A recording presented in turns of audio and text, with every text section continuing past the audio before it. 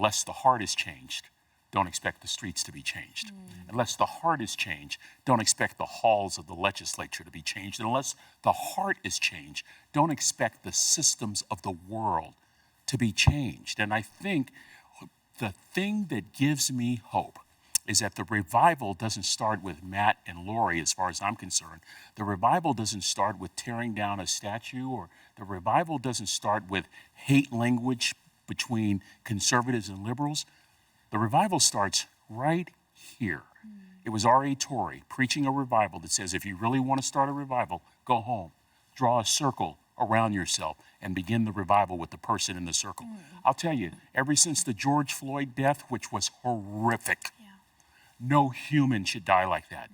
But if you can get beyond the emotion for a moment, ever since that death, every day I've been saying, oh, wretched man that I am, who will deliver me from this body of death? In other words, Matt and Laurie, is there prejudice in me? Is there sin in me?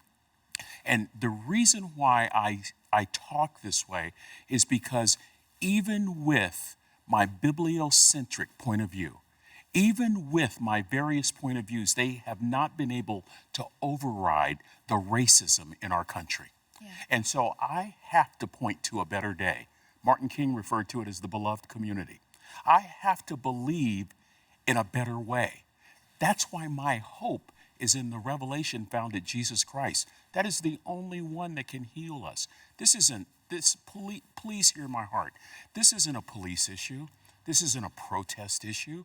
This isn't a black, brown, or white issue. This is a human issue, a sin against Almighty God that we have never really addressed and has been allowed to fester over the years. That's what we're experiencing in 2020.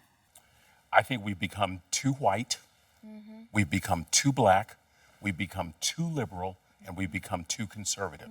When we get to heaven, God is not going to ask me if I was a conservative or a liberal. Right. He's going to ask me if I fed his sheep, if I love my brother as myself. And in order for us to really completely exhaust what that means in our limited capacity, we have to stay on our knees.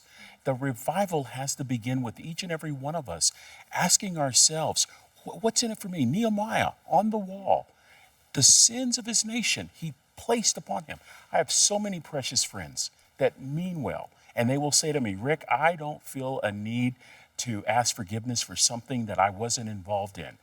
If you are a member of the human race, you're involved, whether you like it or not, and involved in a system that has specifically been unkind to its people of color. And I think it's something that just causes the heart of God to just break. And so here's the good news. We're all in it together.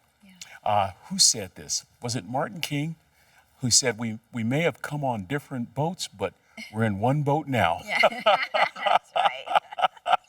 So Don't you love that? I love it. We're in the same boat. Yeah. What is it going to take for us to love one another? We didn't have a choice of what color we were or what sex we were. We're God's children. We're a joint priesthood. The problem is we haven't acted like it.